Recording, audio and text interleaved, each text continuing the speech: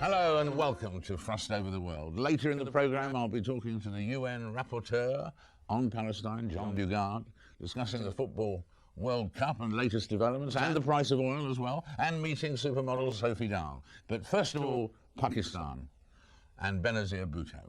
When the former Prime Minister arrived back in the country 2 weeks ago, after 8 years in exile, the homecoming parade in Karachi was quite literally blown apart by an assassination attempt. A suicide bomber exploded a bomb meters from Ms. Bhutto's open-top bus and killed more than 130 people.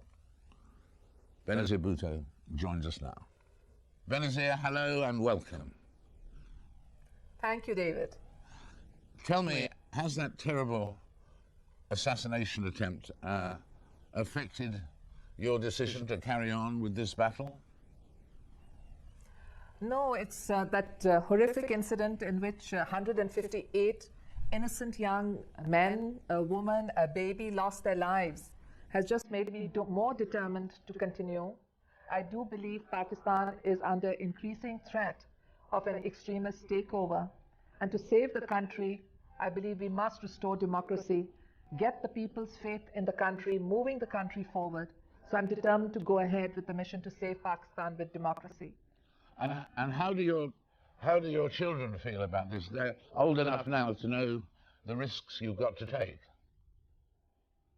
This is one of the reasons that I traveled from Karachi to Dubai. I wanted to console my children. I couldn't come immediately after the bomb blasts because we had to tend to the wounded and also condole with the families, and I had to pray at my father's grave.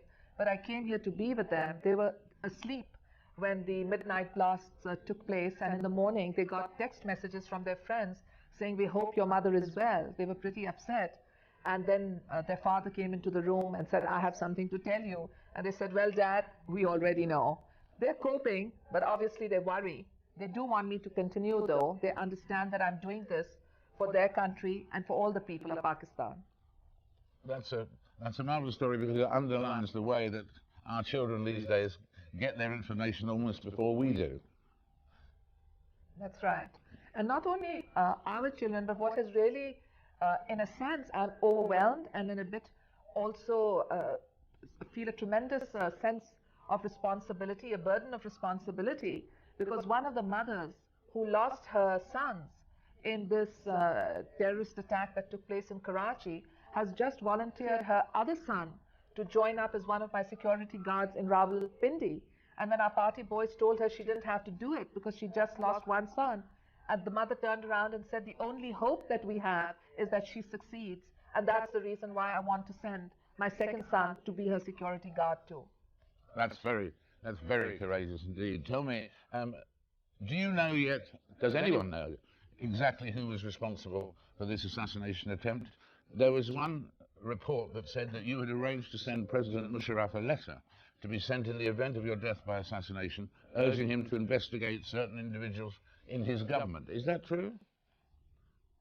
Yes, it is true that I wrote to General Musharraf. I received information from General Musharraf that a friendly country had passed on to them the information that I could be attacked by a gang from the Afghan warlord Baitullah Masood, or by Hamza bin Laden, the son of Osama bin Laden, or by the Pakistani Taliban in Islamabad, or by a group in Karachi. So I sent back a letter saying that while these groups may be used, I thought it was more important to go after the people who supported them, who organized them, who could possibly be the financiers or the organizers of the finance for those groups. And I named 3 individuals who I thought were their sympathizers. Now I understand that I could be wrong and my suspicions could be misplaced. But these are the people that I suspect want to stop the restoration of democracy.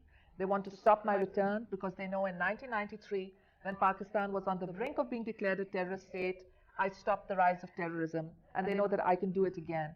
So I feel that these are the forces that really want to stop not just me, but the democratic process and the will of the people from triumphing. And in terms of these 3 people that you mentioned, were they members of or associated with the government? Yes, well, one of them is a very key figure in security. He's a former military officer. He's someone that dealings with Jaish-e-Mohammed, one of the banned groups, with Maulana Azhar, who was in an Indian jail for decapitating 3 British tourists and 3 American tourists. And he also had dealings with Umar Sheikh, the man who murdered Osama bin Laden. Now I know that having dealings with people does not necessarily mean direct evidence, but I also know that internal security has totally collapsed in Pakistan, and that internal security cannot collapse without there being some blind eye, if not collusion, being turned to the rise of the militants and militancy. Not only are our tribal areas out of our control, but even the beautiful valley of Swat is now under takeover by Islamists. So I would like to see a park-led police inquiry assisted by Scotland Yard or the FBI come in, use the forensic and scientific explanation to find out not only the perpetrators, but the financiers and the organizers of this heinous crime, 58 innocent people. And in terms of that terrible tragedy, have you actually spoken to President Musharraf since that? Yes, I have. He was very gracious. He had the Director General Inter-Services Intelligence ring me up the first evening to condemn the incident that had taken place. And he phoned me the next morning and he said that he and Prime Minister Aziz had been watching my reception from the beginning and were very sorry about the unfortunate blast that had taken place. And also, he condemned the blast, he grieved with the families, he expressed his sorrow, but he was a bit worried that my party naming a security official could hamper the rapprochement process. And I assured him that it was not my intention to hamper the rapprochement process. I did want to see a peaceful transition to democracy through fair, free, and impartial elections. But I also felt that it was important, A, to have an independent inquiry that gave me confidence, and B, to have impartial, politically neutral people in key positions in government in the caretaker or transitory period. You still feel that you can do business with President Musharraf? That hasn't been affected by this tragedy. The two of you could still work together.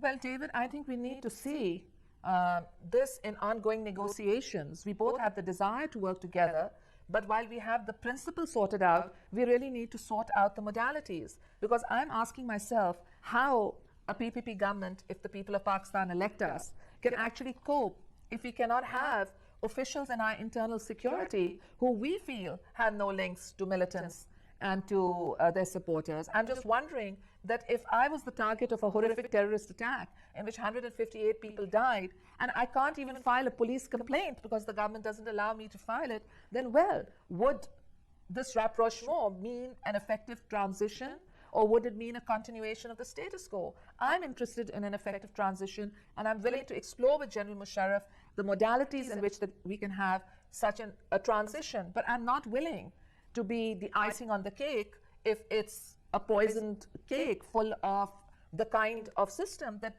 in the last 5 years has seen terrorism rise, not just in Pakistan, but its effects in nearby Afghanistan, on NATO troops, and even beyond in Europe.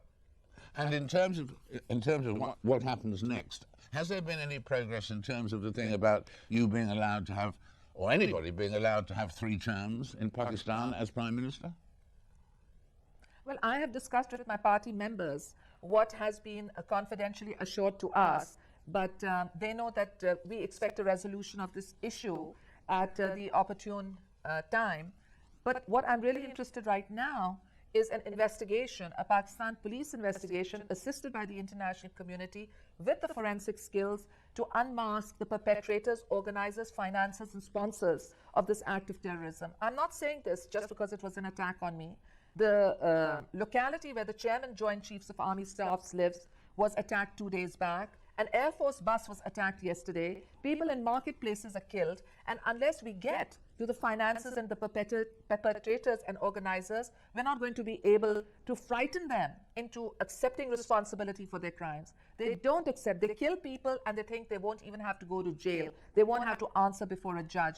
And that's wrong. And what about the situation? What if the Supreme Court say that the election of President Musharraf was valid, but he still kept wearing his army uniform? Would that be a problem for you? Well, General Musharraf and I discussed this issue during our negotiations, and it was decided that we would accept the decision of the Supreme Court of Pakistan, and I'm on public as saying this before my return to Pakistan, that as far as the Pakistan People's Party is concerned, we are not going to resign from the assemblies in protest over General Musharraf's re-election as president. We have a different view on its legality, but we're going to leave it to the Supreme Court of Pakistan to decide. So we are going to back the Supreme Court in whatever judgment it decides to give on the issue of General Musharraf's legality. We expect that the Supreme Court will probably allow him to continue, but ask him to retire as Army Chief and seek a reaffirmation vote from the next assembly. So, and if he kept wearing the army uniform, that would be a problem for you and the Supreme Court, perhaps? Yes. Yes, it would be a problem for me, for the Supreme Court of Pakistan. It would probably demoralize the armed forces who haven't had a serving army chief since October 1999, and it would certainly not be acceptable to the people of Pakistan. Now, General Musharraf has assured me that he would retire as Chief of Army Staff, and he said this to the Supreme Court too in an open declaration that he would take his oath as president for a second time without the uniform. So let's see what happens. How is the Pakistan you now see different from the Pakistan you left 8 years ago? Well, part of the Pakistan that I know was very much there. The 3 million people who turned out to greet me at Karachi airport were dancing, they were singing, they were celebrating, they were full of joy. There were young people, there were taxi drivers and rickshaw drivers and daily wage earners. They were the working classes, the laborers, the peasants, and they all came to demonstrate their support in democracy and their support to the forces of moderation. And then the tragedy struck, but it struck to the militants who are a minority, a small minority who want to use the bullet to capture my country, and they mustn't be allowed to do so. And even though there has been turmoil and tragedy, I am confident that if we can restore the democratic process, we can restore tranquility, security to our people, provide them with the employment and the education that are the best guarantees of a tolerant society. Benazir, thank you so much for joining us today. It's been a real privilege to talk and to hear the situation exactly as you see it. Thank you very much indeed. Thank you, David. Benazir Bhutto, more in a moment from Frost Over the World.